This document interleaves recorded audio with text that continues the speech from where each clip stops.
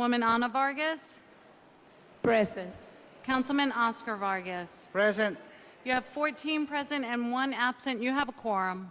Thank you, Madam Clerk. This evening, the invocation will be given by Councilman Oscar Vargas. Will everyone please rise, including our guests, for the invocation? Thank you very much, Madam Chair.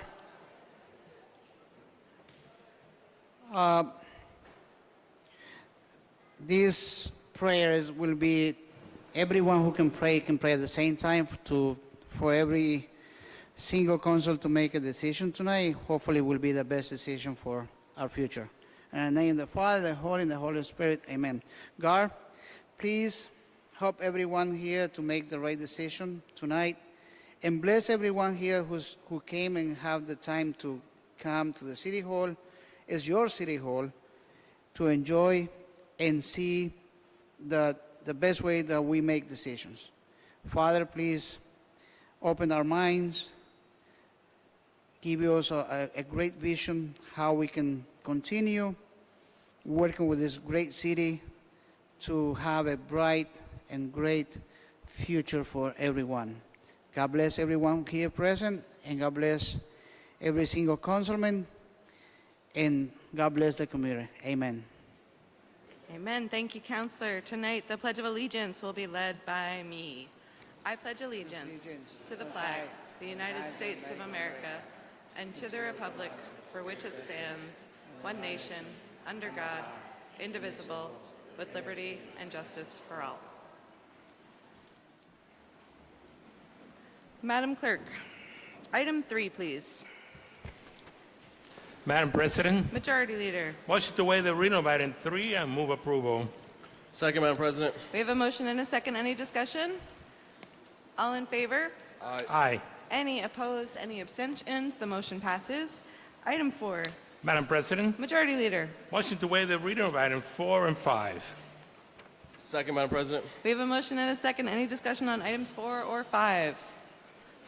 Councilman. Thank you, Madam President. I don't know if Jose is here, but if he is, if he could please stand up. I want to give a big shout out to Jose for officially becoming the license administrator for the city of Providence.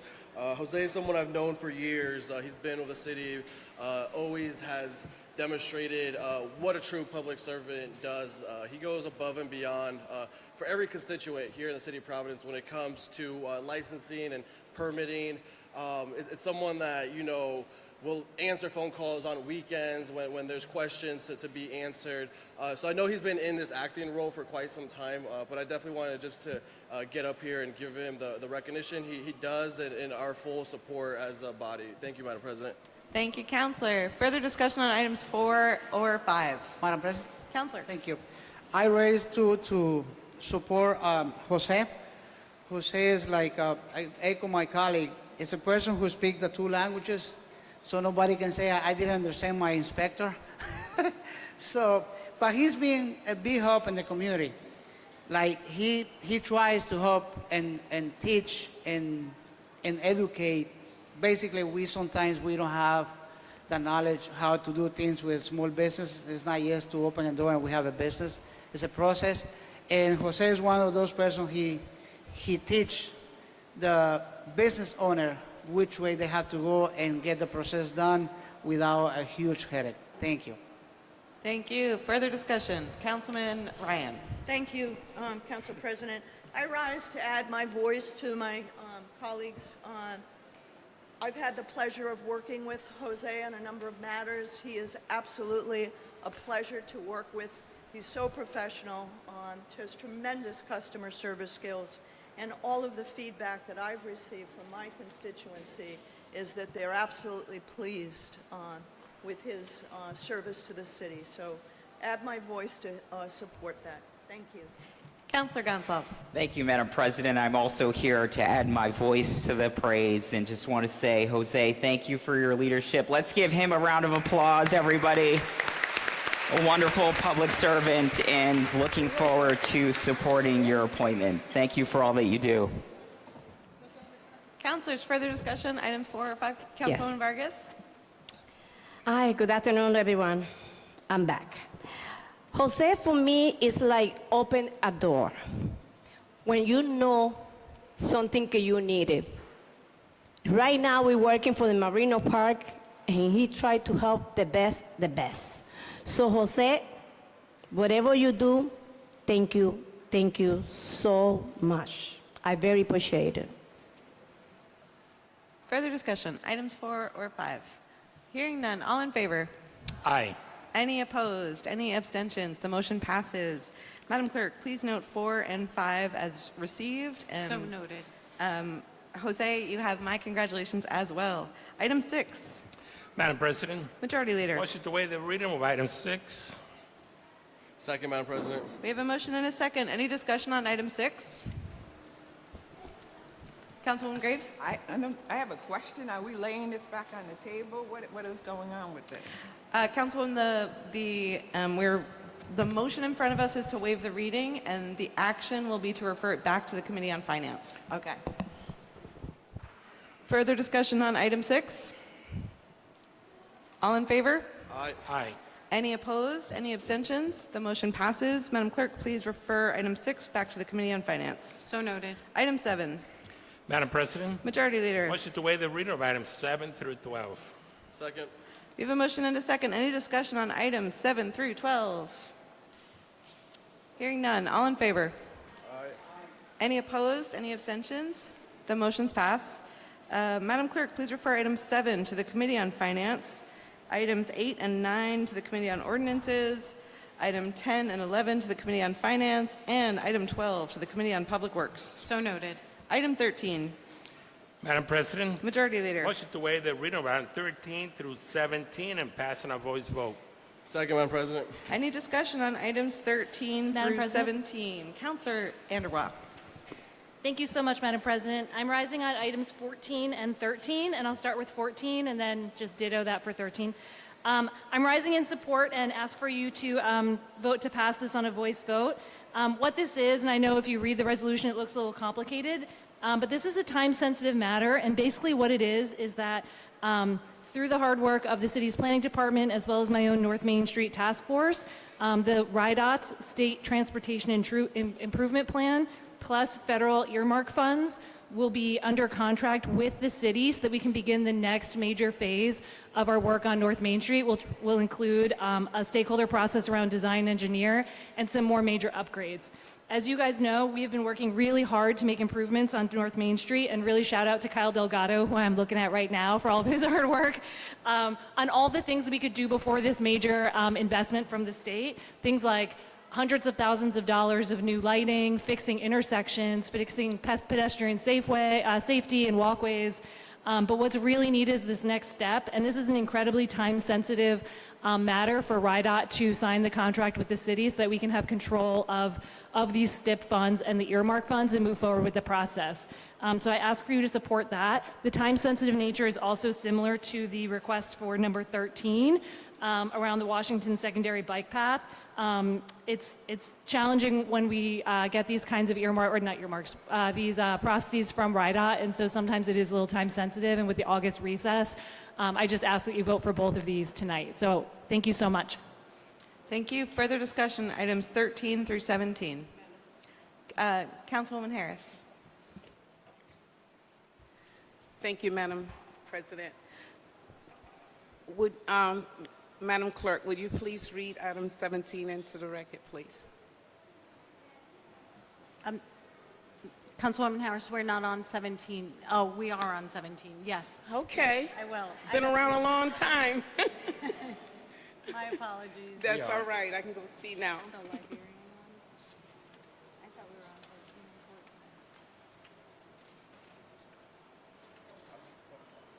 After that was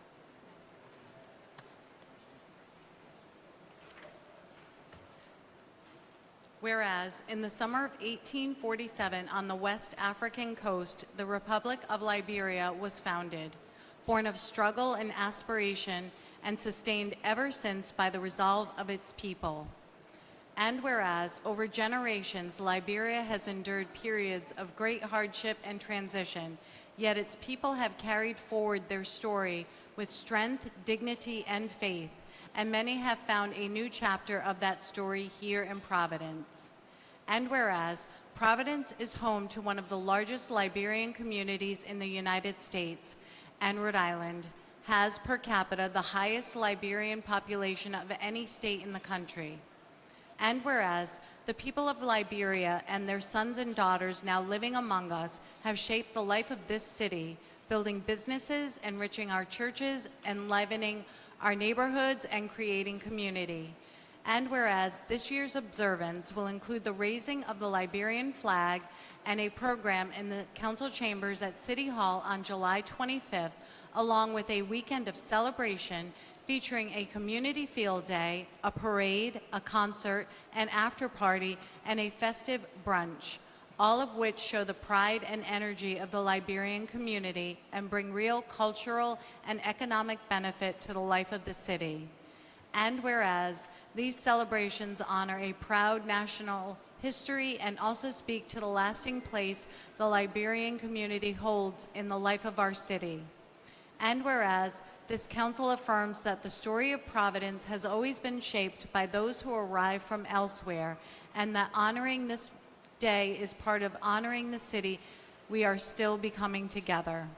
Now therefore be it resolved that the Providence City Council hereby recognizes July 26, 2025 as Liberian Independence Day in the city of Providence and extends its sincere congratulations to all who mark this occasion. And be it further resolved that the council invites the people of Providence to take part in the commemorations and to join in honoring the history, culture, and presence of the Liberian community among us. And be it further resolved that upon passage, a copy of this resolution be sent to the Honorable Brett Smiley, Mayor of the City of Providence, and to Bill Bliss Gibbs in recognition of their role in organizing and hosting this year's commemorative events. Thank you, Madam Thank Clerk. you, Madam Clerk. I just want to extend an invitation to everyone for tomorrow night. This event begins here in the council chamber at 5:30.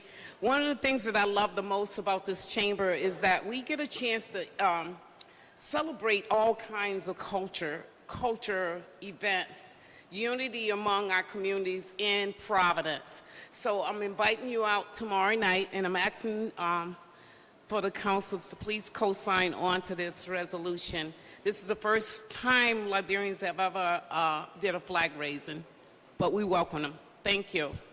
Thank you. Further discussion, items 13 through 17. Councilman Gonzalez. Thank you, Madam President. I just want to thank Councilwoman Harris for her leadership on this. And to her point, it's so great to be able to celebrate the rich diversity and tapestry of culture and the people who make Providence what it is, especially our Liberian community. And we also have our Dominican Festival coming up and so many other things in the city. And I want to pivot a little bit to something that is a potentially exciting proposition here in the city, which is the WNBA team potentially coming to Providence. So this is us making our play. Yes, we should make that happen. As you know, we've got a couple people in the running in a couple states, in fact, whether it's Maura Healey in Massachusetts trying to get them over to Boston. But I should say Boston has more than enough sports teams. We need more teams here in Providence, and what that would do for us in terms of our economic development, but also having a pipeline of talent, young women who could potentially become basketball players is something that we should truly, truly support. So I hope as a body, unanimously, we can say that we are supportive. The Providence City Council is supportive of bringing this WNBA team to our great city so they can relish in everything that we enjoy here as the creative capital. So thank you, Madam President, and if you're listening out there, please come to Providence. Further discussion, items 13 through 17. Hearing none, all in favor? Aye. Any opposed? Any abstentions? The motion passes. Item 18. Madam President, Majority Leader. motion to waive the reading of item 18 and pass for the first time in a roll call vote. Second, Madam President. We have a motion and a second. Discussion, Chairwoman Anthony. Thank you so much, Madam President. The Finance Committee is recommending approval of the proposed 5-year capital improvement plan as amended. As you know, the CIP is created by department heads in collaboration with city councilors. It's funded by bonds, CDBG funds, and NIF funds. It's been the practice of the Finance Committee, at least while I've been on finance, not to act upon the 5-year capital plan until after the budget is passed. And that's mainly due to time considerations. As you know, we vet the budget. It takes a lot of time. The CIP also needs a lot of time to be vetted. But this year, we had a presentation by Deputy Director Crystal Lindberg, who we all have a great deal of trust and faith in. She made the presentation to say that she is taking over the administration of the CIP. As you might remember, the Department of Public Property has been in charge of the CIP, as well as the Providence Public Building Authority, who still have their authority over bonds. But there has been there hasn't been consistency in the oversight of the CIP. So I very much appreciate the fact that Deputy Director Lindberg is willing to take this on, and she is going to do it in a very thorough manner. I will say that she also reminded us as a finance committee that pursuant to the city charter, the council must pass the CIP at the same time the budget is passed. And I think that's right, because we are basing our funding in part on the CIP plan. And so while I recognize that should be the way it's done, it was a little late in the game to pass the CIP at the same time we passed the budget. So we paused and we took a minute, and we did 3 meetings on the CIP, and many of you have attended, and I thank you very much. And I really think we had a better understanding of what projects were on the CIP and how we are going to do things differently moving forward. And so I will say that with regard to what is in front of you, the fiscal year 2026 projects as listed, there is funding for all those projects except the $20 million that is in there for real estate acquisitions. So other than that one amount, all the rest of the money there is funding available, and there is funding, and that fiscal year 2026 list is going to be done, I hope. We also agreed to meet again. We are going to start meeting in February moving forward before the budget, so that we can have a thorough analysis of where the projects are in the CIP. I think the administration is very eager to do so, and I see a new path forward so that we have a clearer understanding of exactly how that money is being spent and what is being allocated for. I know that there are counselors that wish that they have different projects on the CIP list. I can only say that that you need to work with department heads and council staff to make sure your projects are promoted, and hopefully they will be added to the list. I think the city administration is contemplating possibly issuing another bond in 2027. So I think there's going to be a lot of opportunity for other projects to be listed in the future. I think for right now, I think Deputy Director Lindberg wants to get the unspent bond money out the door ASAP. And so that is why we are here to pass the CIP for the first time today, and possibly the second next week, although I'm not sure all of you know that yet. So anyway, I'd ask for your, approval, first passage tonight, and I think we're on a good trajectory. Thank you. Thank you, Chairwoman. Further discussion, Councilman Reyes. Madam President, thank you. I just want to rise to thank members of Finance, Councilor Anthony in particular, Council President. Thank you for fighting for the North End when it came to this CIP.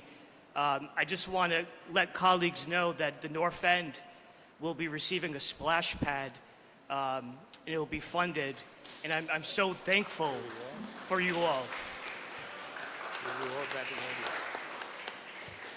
No longer will children in the North End have to travel to another neighborhood to cool down in these heat waves. And so moving forward in the years to come, summers will be very different in my neighborhood. And I thank you all for advocating on behalf of my neighborhood. And so I appreciate you all, and I hope you will support this. Thank you, Council President. Thank you, Counselor. Further discussion on item 18? Hearing none. Madam Clerk, please call the roll. Council President Miller. Aye. Deputy Majority Whip Anderbois. Aye. Councilwoman Anthony. Aye. Majority Leader Espinal. Aye. Senior Deputy Majority Leader Gonsalves. Aye. Councilwoman Graves. Aye. Deputy Majority Leader Harris. Aye. Councilwoman Peterson. Council President Pro Tempore Pichardo is absent. Councilor Royas. Councilwoman Ryan. Aye. Majority Whip Sanchez. Aye. Councilman Taylor. Councilwoman Ana Vargas. Aye. Councilman Oscar Vargas. Aye. You have 14 ayes, 1 absent. The motion carries. The matter is passed for the first time on a roll call vote. Thank you, Madam Clerk. Item 19. Madam President, Majority Leader. motion to waive the reading right of 19 through 21 and pass on a voice vote and refer back to the Board of Contract and Supply. Second, Madam President. We have a motion and a second. Any discussion on items 19 through 21? Hearing none. All in favor? Aye. Any opposed? Any abstentions? The motion passes. Madam Clerk, please refer items 19 through 21 back to the Board of Contract and Supply. Item So 22. noted. Madam President, Majority Leader. motion to waive the reading right of 22 through 24 and receive and approve. We have a motion and a second. Any discussion on items 22 through 24? All in favor? Aye. Any opposed? Any abstentions? The motion passes. Madam Clerk, please note items 22 through 24 as received and approved. Item 25. Madam President, Majority Leader. motion to waive the reading right of 25 and approve on a roll call vote. Second, Madam President. We have a motion and a second. Any discussion on item 25? Madam President, I'm sorry, who is speaking? Majority Leader. here I am. Thank you, Madam President. First off, I'd like to welcome everyone here tonight. We have a full house. This is a very interesting and important item. So I thank everyone for being here, and I thank all of our colleagues as well. I am the sponsor of a lease in the Cal Luro building to Excel Academy. There's two ways I can look at this lease. I can look at the ideology, philosophy, or charter versus traditional public schools, but I can look at the finance.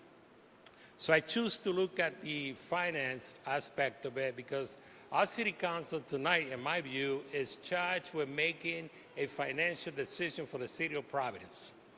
So when I looked at the lease, there were amendments that we worked together and we, for months, were able to come up. We suggested and they graciously accepted many of those amendments. So tonight I feel that we have a great lease before us.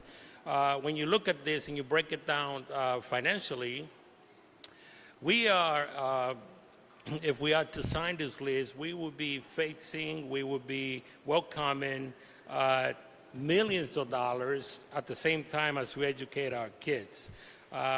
Councilor Anthony and I went through some numbers, and we're looking at a total of about $18 million through the length of the lease in the next 35 years, as well as an investment of over $40 million. So we're looking at $32 million investment in rent coming in for the city of Providence. Versus if we did not do this, we're looking at an expense the same length of time of about $24 million. So you see, Council President, there is an $80 million operation and economic activity that would happen at the Cal G. Luro building if we sign this lease. Again, tonight, I just want to concentrate on the financial aspect. We just raised taxes. We have financial issues in our city. And going forward, I think that every step that we take, every move that we make, we need to center around bringing revenue in. We need to stop the bleed. I think this here is a prime opportunity to begin with, because it's the first time that we, after the budget, get to make a decision that entails opportunity for bringing new revenue in. So that's why this is particularly important to me.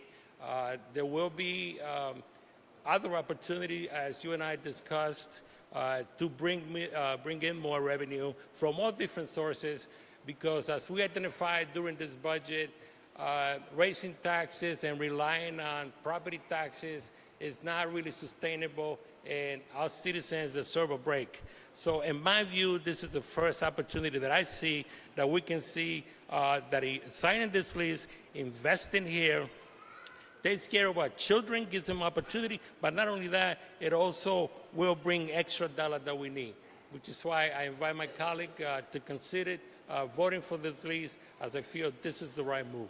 Thank you, Madam President. Thank you, Majority Leader. Further discussion? Councilman Gonsalves. Councilor Gonsalves. Thank you, Madam President. I'll say that this vote has weighed very, very heavily on me.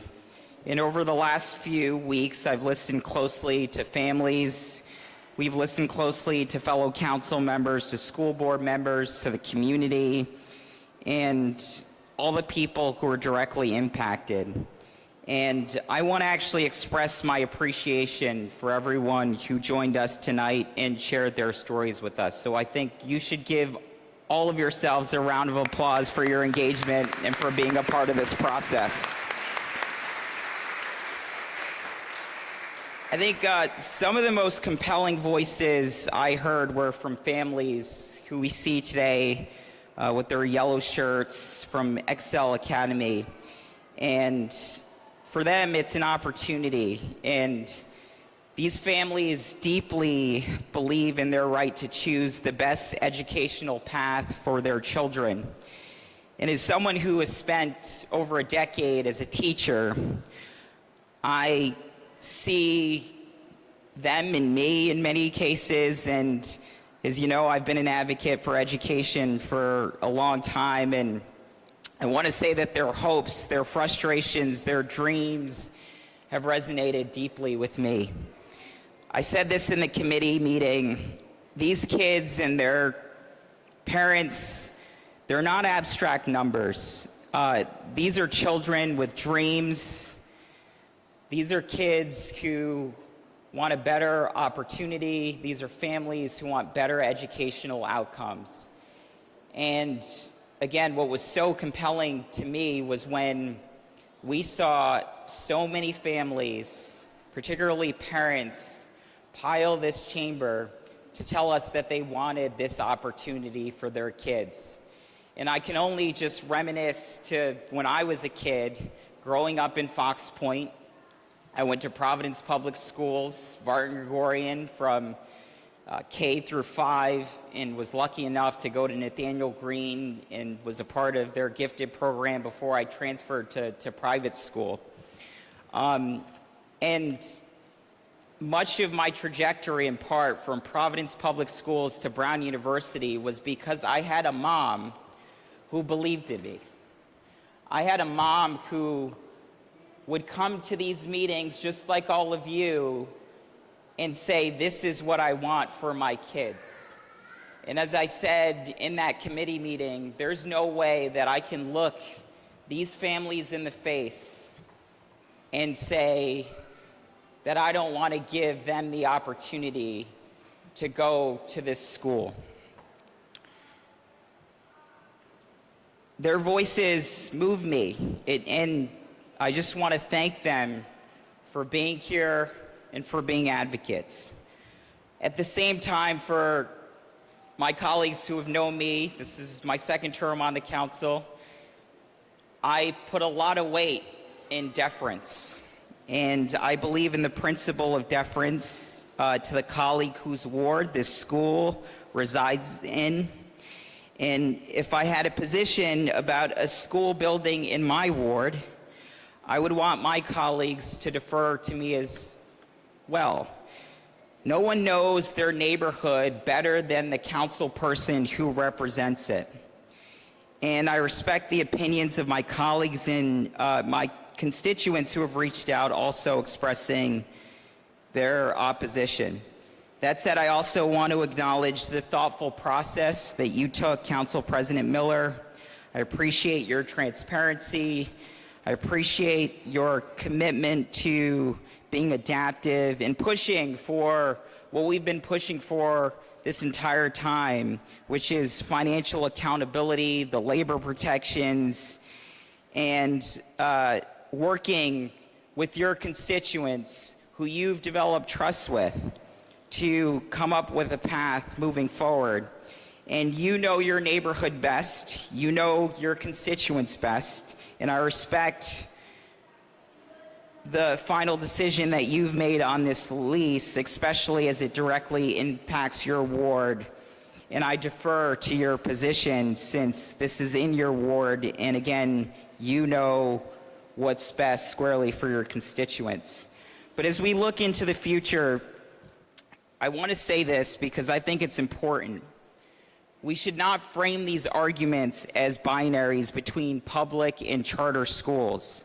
That framing oversimplifies and undermines the lived experiences of these families on both sides of the discussion. And I want to state it clearly that I've always been a supporter of the Providence Teachers Union. They're on the front lines every single day. They're often under-resourced, and I respect their impact, and I've listened to their voices as well in this, and I appreciate their heroic work. But I find myself in a place where I cannot stand in good conscience and vote no, considering all the families that are here that want this opportunity.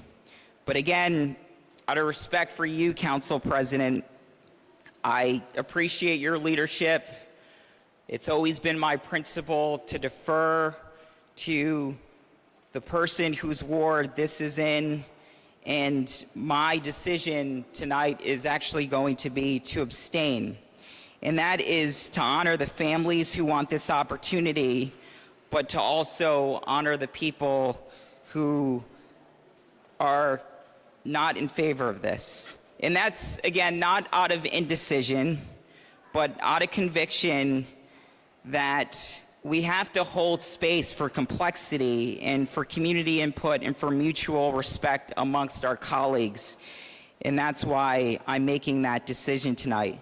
But I think as we move forward, I think it's critically important that this vote we can't choose sides sometimes. It's not public versus charter. It's about how we center kids. And that's where I've wrestled on this issue.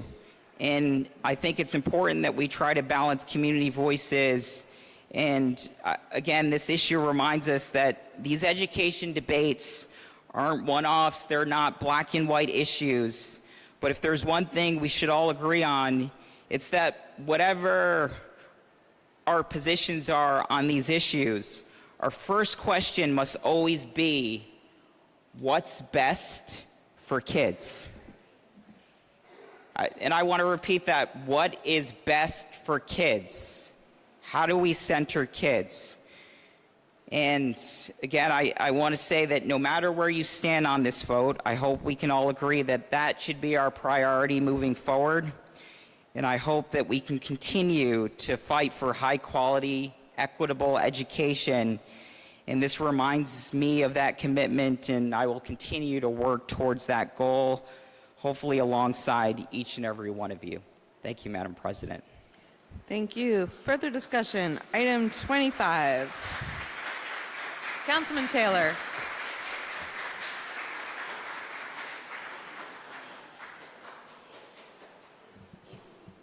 We'll get you a mic. Hold on, Councilman.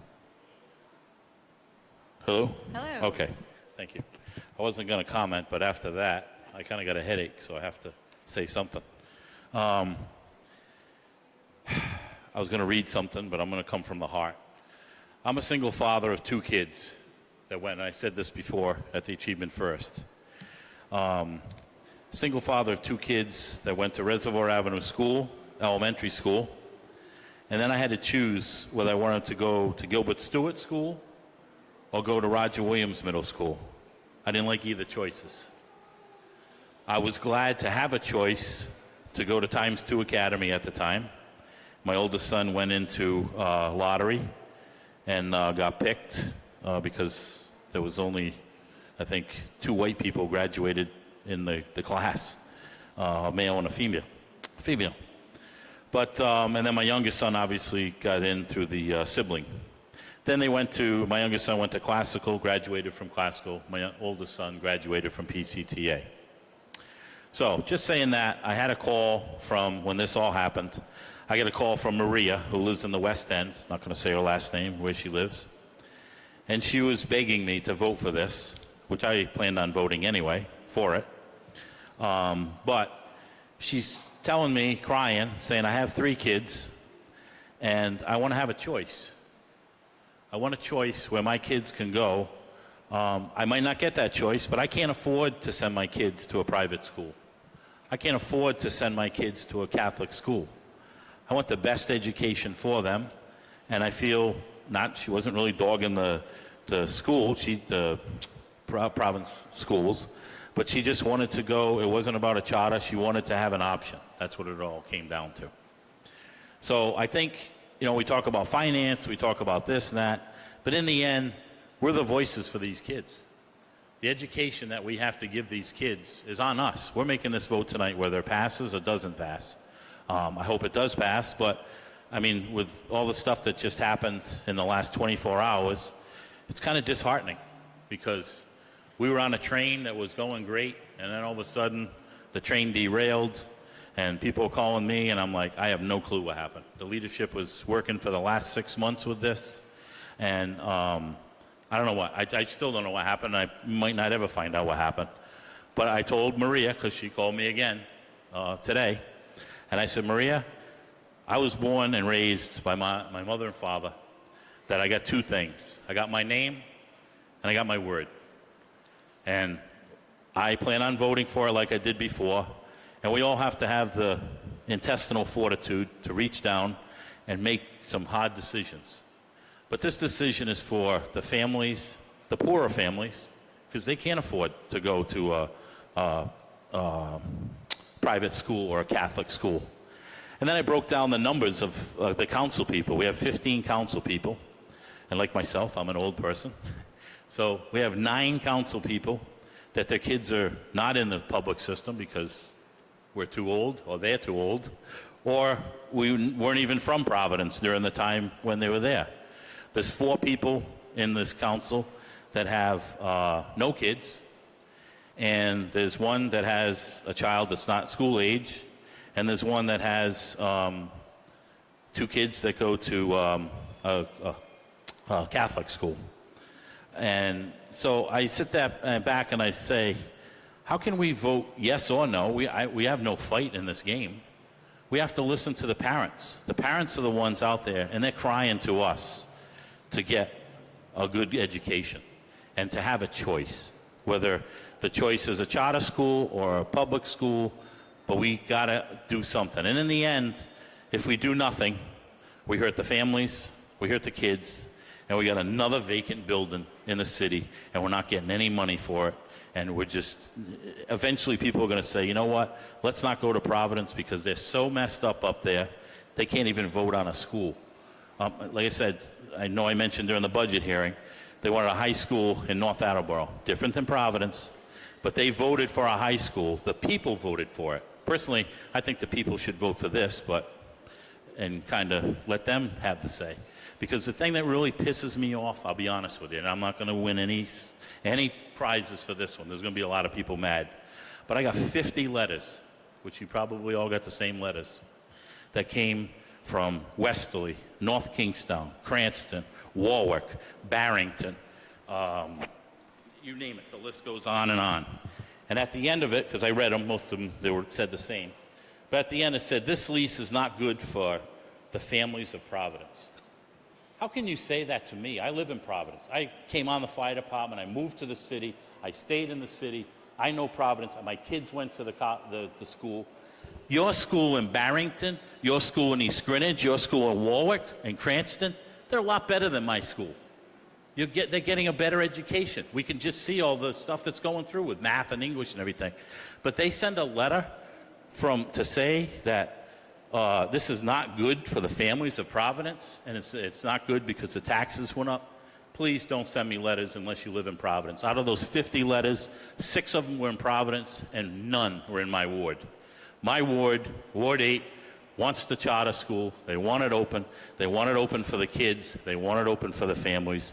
And please, I'm begging you, approve on this, because if not, we're going to let something else go by, and years down the road, we're going to have kids come to us, and they'll be running for oppositions and say, thank God, well, I'm here, so I'm going to make a right decision. So please vote approve, and thank you very much. Thank you, Counselor.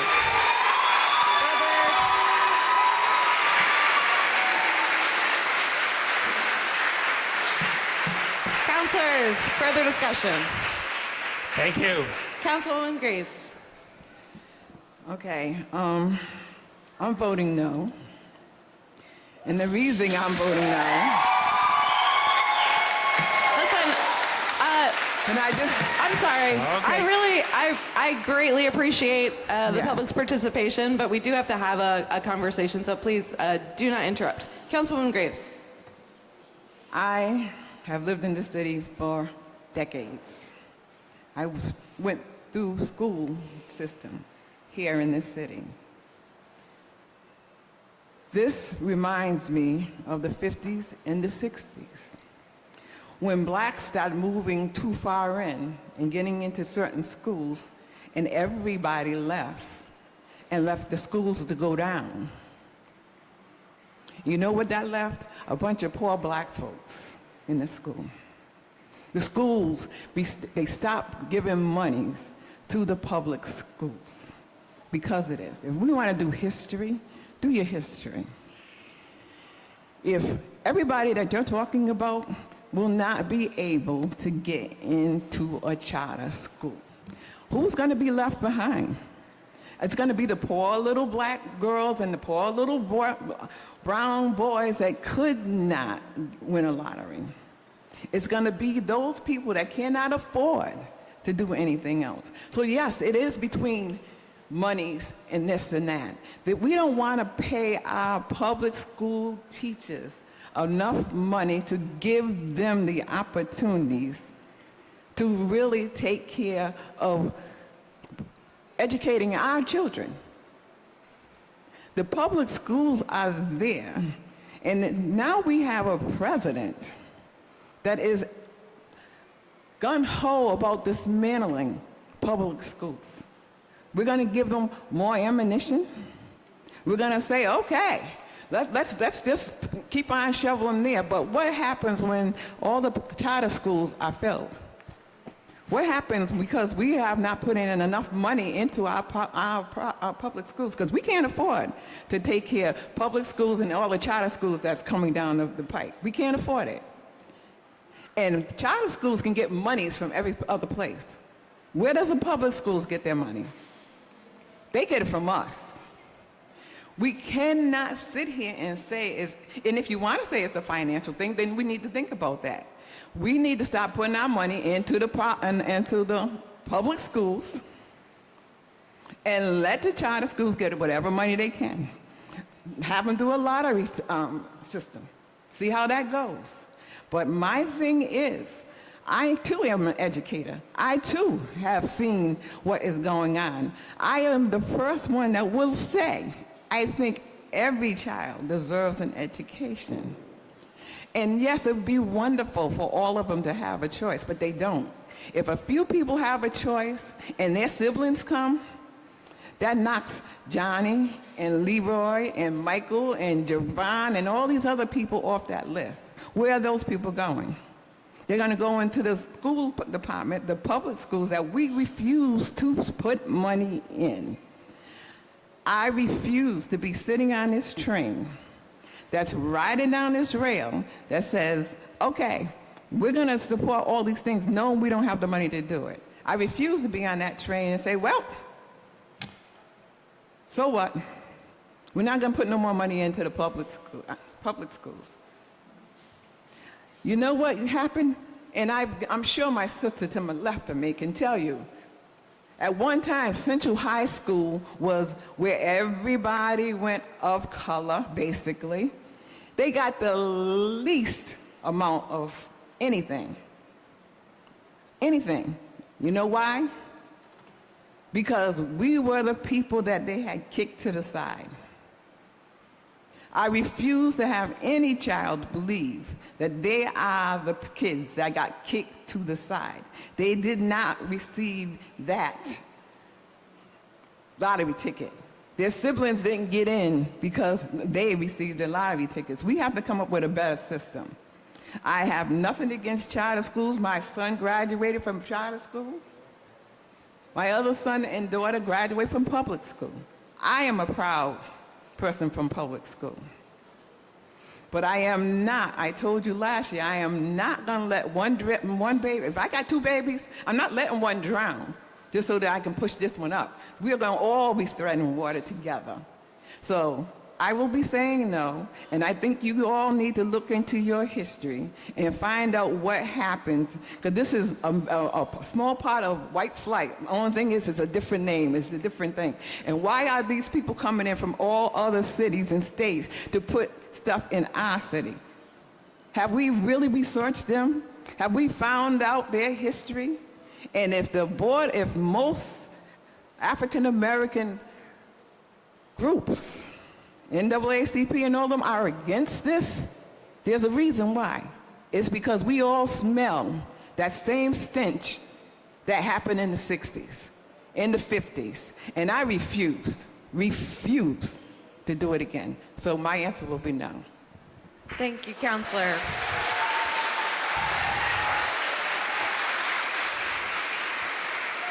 Councilwoman Peterson. Council President, thank you. Colleagues, thank you for the opportunity to speak. I rise today not to debate the value of public schools versus charter schools, but to raise the serious concerns about the long-term consequences of this 35-year lease of a public building. At its core, this lease removes flexibility from future city leaders. With automatic extensions, this agreement could tie up a valuable public asset for 65 years. That's not a temporary arrangement. It's a generational obligation. And yet the agreement grants the city limited rights to terminate or regain control if priorities shift. The rent structure also raises red flags. While the lease sets rent at $7.50 per square foot, the tenant is allowed to offset up to 80% of that rent each year through capital improvements. So while this may appear to be a revenue-generating lease, it's very possible that the city will receive little to no rent for years to come.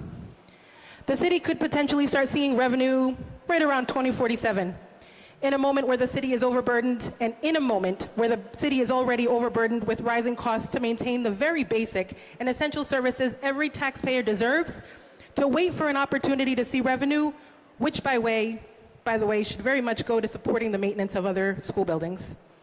It's unnecessary. Meanwhile, the capital improvements made and controlled by the tenant will eventually belong to the city, yes, but only after decades of exclusive tenant use. During that time, the city has minimal say in what improvements are made, or how the building is altered, or who the leasee can rent to after 2030.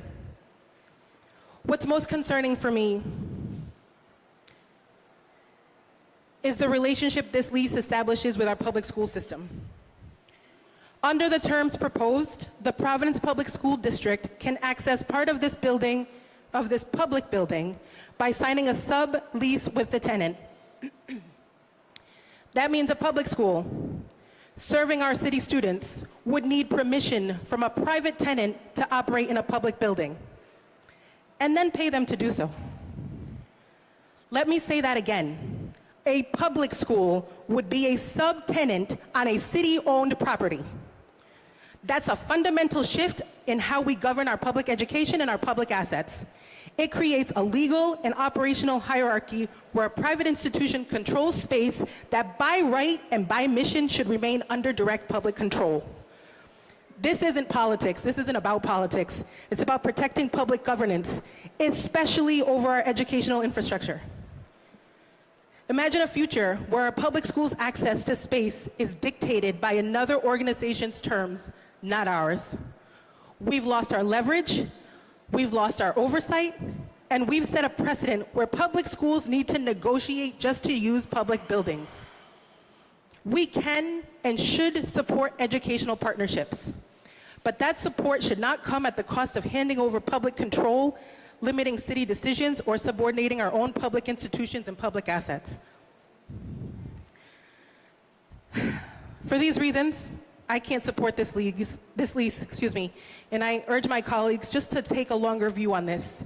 The negotiated terms were better, but even after these changes, it still sets a precedent that shouldn't be allowed. Public assets should be publicly accessible, period. Finally, and I've really tried to stay grounded in the facts, but I'd be remiss if I didn't speak both as an elected official and as a parent.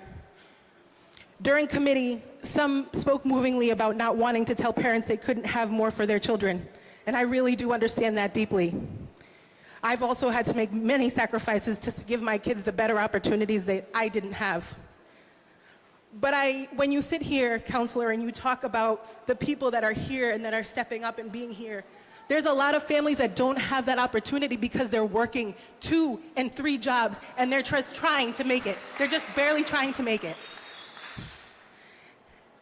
As a city councilor, my responsibility is to every child in Providence, not just those whose names are lucky enough to be drawn in a lottery. How do we look any child in the eye or any family in the eye once that lottery is done and says, sorry, not your turn? That's not equity. That's not fairness. And that's not the role of this body. When we give public buildings to serve just a fraction of our students, we're not creating opportunity, we're shifting it.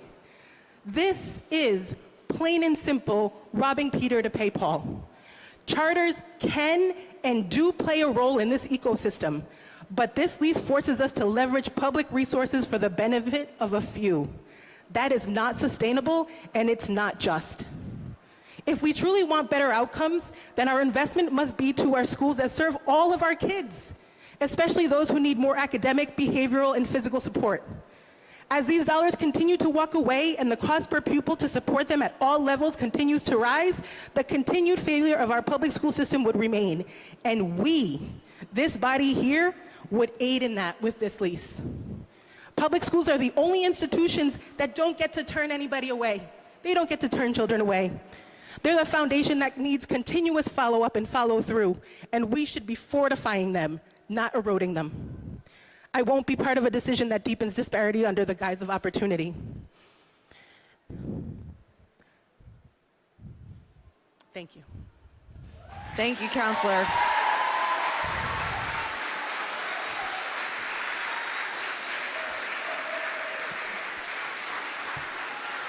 Thank you, Counselor. I would just remind all of our counselors that you direct comments to me and not to other counselors. Councilman Vargas. Thank you very much, Madam President. I rise because I want the best education for the future kids who will drive this city ahead. I want to say thank you to every parent who took the time, and thank you to every teacher who took the time to come from far away, other cities, to come and enjoy the city hall that welcomes everyone. But every time we talk about a school, we talk about money. Every time your taxes get raised, it's because we raise prices, we raise maintenance, we raise salaries. And that's the reason that we have an empty building, because we have no money to maintain a building that will cost $300,000 every year. Talking about building, this is the opportunity for the city of Providence to give it out and give it to the institutions who want to use it for a better future, for education. Education is equals freedom. Everybody who goes to school and goes to a good education becomes a lawyer, becomes an engineer, becomes anything that makes over $70,000.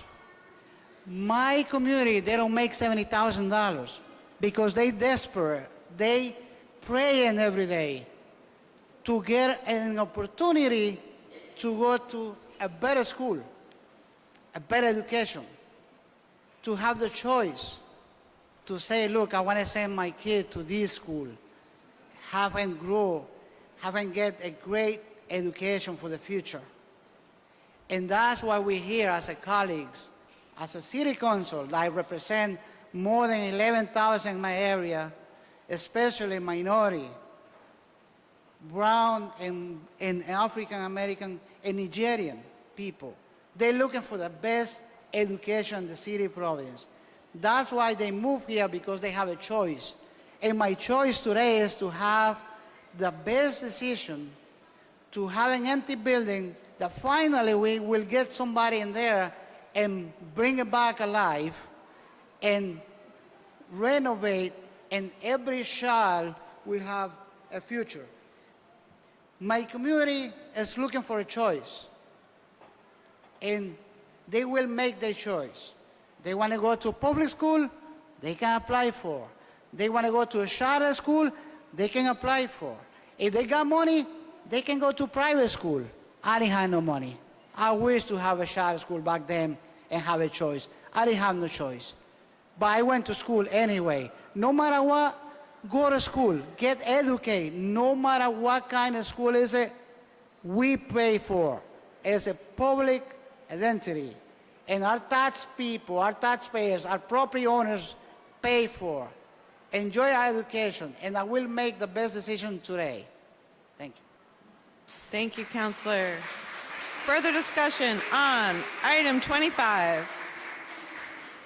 Councilman, does anyone else like to speak before someone speaks twice? Councilman Taylor. I'm sorry.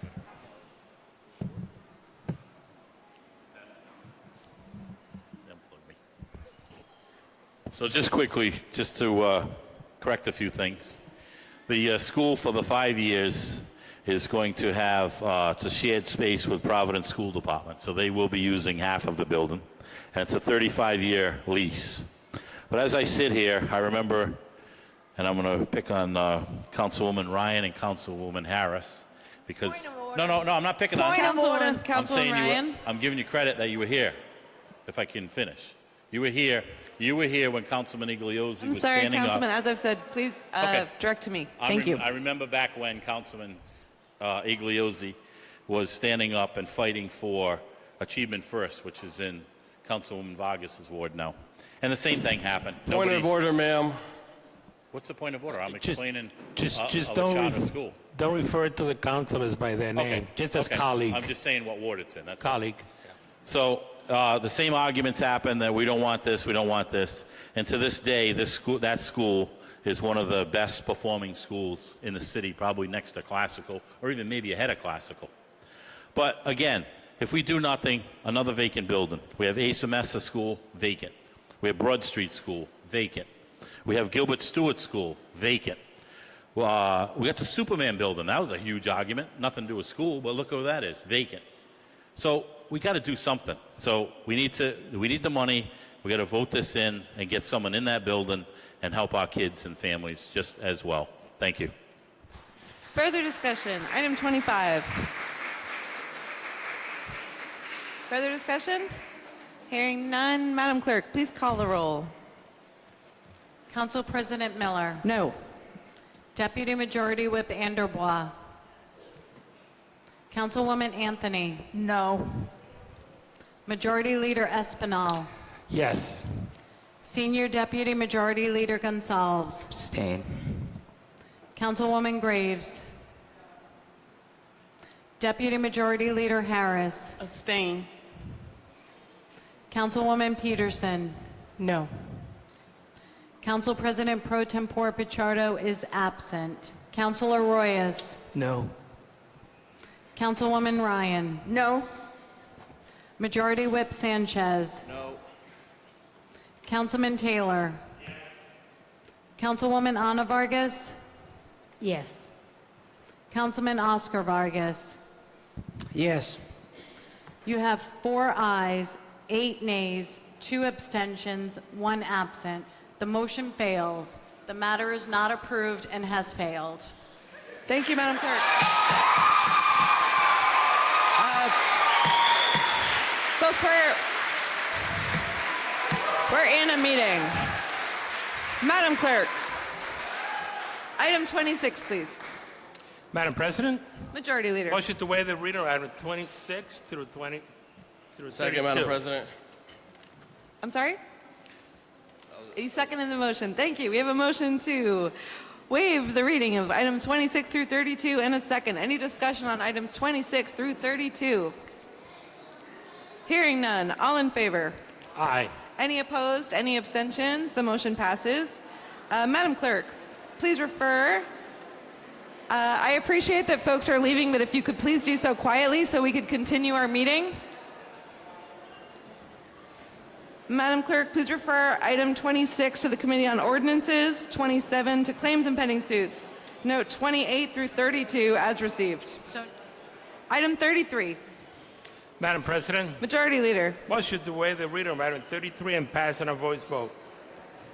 Second, Madam President. We have a motion and a second. Any discussion on item 33? All in favor? Any opposed? Any abstentions? The motion passes. Item 34. Madam President, Majority Leader. motion to waive the reading of item 34 and pass on a unanimous rising vote.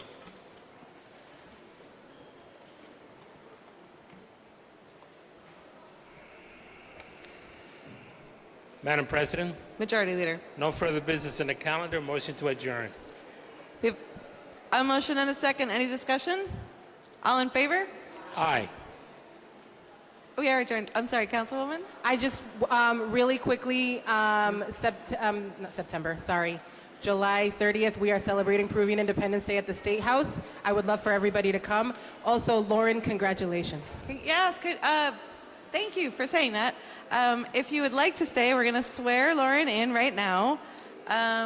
We have tomorrow the Liberian flag raising, Tuesday a special meeting, and Wednesday the State House. Thank you all so much. We are adjourned.